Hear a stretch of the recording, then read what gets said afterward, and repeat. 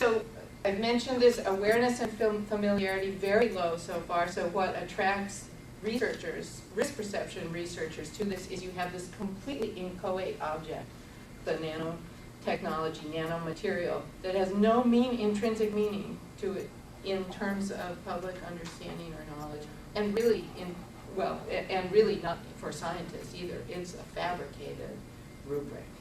And so you have this completely constructed object, and you get to watch and study emergent perception forma. So as a sort of naturalistic laboratory experiment, this is a really interesting and unprecedented to do it prospectively. So almost all risk perception research in the past is done retrospectively. You do it, it's all been done, and the theory is all built based on past risk controversies. Chernobyl goes boom, people react, you study back what caused it. It's all done retroactively. Here we are being asked to study a prospective risk perception case. And I have to tell you, we got into this jumping in thinking we had to get baseline data because something was going to go boom in the nano world, and there would be a big amplification event and there would be spiraling risk perception out of that. And after, we'll be at 5 years in January. Hasn't happened.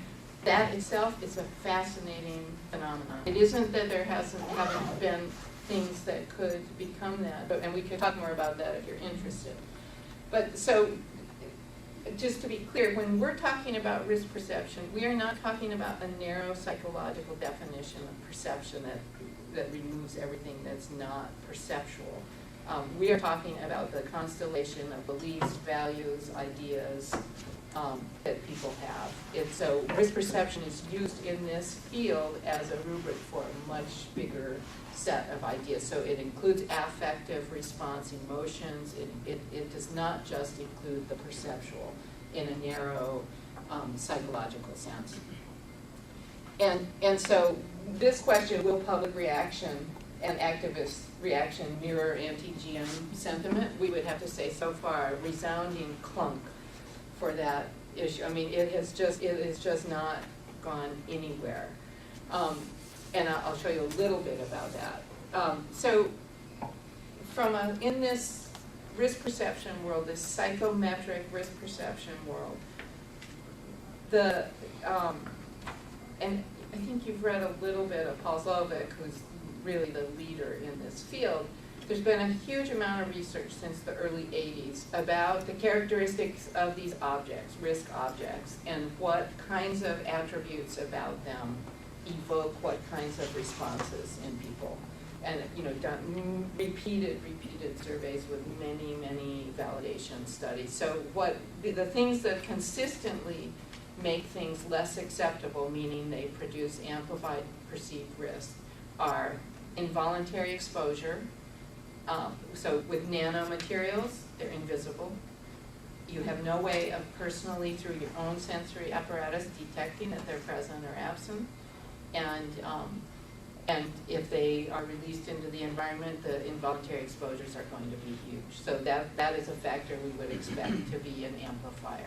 Inequitable distribution. All of our work so far says that people are really worried about equitability and social justice issues around new technologies in ways that Washington seems oblivious about.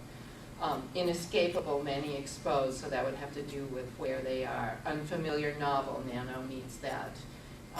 Man-made versus natural, and as a feminist studies person, this slide that says man-made is offensive, but nonetheless. Human manufactured, synthesized versus naturally occurring, that's what nanomaterials are by definition. Irreversible harm, in the case of nano, we don't know. Invisible, yes, absolutely. Danger to children, unknown. Particular dreaded outcomes, e.g. cancer. Identifiable victims, meaning it's not generically someone out there, but specific people somewhere. Appears poorly understood by science. Right now, we know almost nothing about the toxicity or the exposure risks of nanomaterials. We have no way of measuring them in the environment. And the violate the dose makes the poison.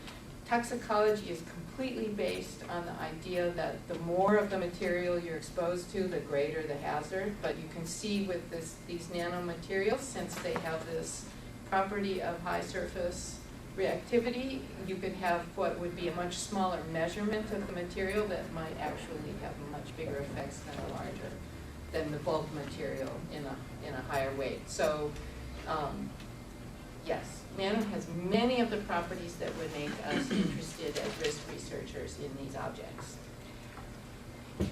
In the risk perception world, the media, and I know you're looking at media stuff, but the media is theorized and demonstrated repeatedly to show an incredibly profound effect, right? So media news stories are one of the main ways that the public are theorized to gain understanding and views about risks. And so the first thing we did when we started this center, especially because we thought there was going to be a big boom social event, was we started tracking media coverage. So Bruce Bimber's group did this.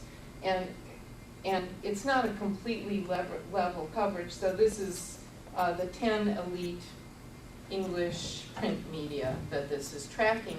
And I'm not going to spend time on this, but essentially what this shows is that what started as a large progress framework for most of the media coverage, meaning nano is great, nano's moving us forward, we're a technocratic society, this is where we're going with this technology, began to be driven down by increasing risk literature. But what you really see is that 2007 peaked in, there's almost no media attention to nano right now whatsoever, which means, and that's true in the UK as well. Some of it's changing print media, world effects intersecting with this. The Science Journal, there were 5 science journalists account for virtually all the US coverage, and 3 of those are no longer in the public newspaper science journalism business. So there's a lot going on here that's interesting, but this is not a scenario you would see a building attention, interest, concern that you would expect for something with a rising issue. And there's been, this is just to show you where those different frames are distributed across these different domains. And so obviously in the economic world, nano has always been depicted as an all good phenomenon. And the most risk messaging is down there around human health and a little bit around the environment. And NGO activism, which we also, Bruce's group was set up to, we actually started a study looking at environmental NGOs internationally. It was actually a pretty sophisticated study, and we had to just drop it because there just wasn't enough going on. So there are a few elite groups that have decided to make nano, Thong, which is depicted here, is not one of them. Friends of the Earth Australia, for reasons we really don't understand, decided that nano was one of the 2 most important environmental issues in the world and made this a big issue. ETC is a Canadian group that also made nano their top issue, started advocating for complete moratorium on nanomaterials until, through regulatory processes, until more was known about the risks of the hazards associated with the materials. But in general, Greenpeace has been a middle-of-the-road activist, but in general, there's not a lot of NGO activation around this, except in parts of Europe. So France, which is not surprising, France has taken their anti-GM activation and they have just mapped it right onto this, and there is activation. The French government has their nano production sites are pretty concentrated. The Grenoble has a big industrial university research complex, and they've been able to focus a lot of effort there. So there is some activation there, but in general, it's not happening. And so if you want to understand what the public might think about this thing they know nothing about, it's a very challenging set of research assumptions.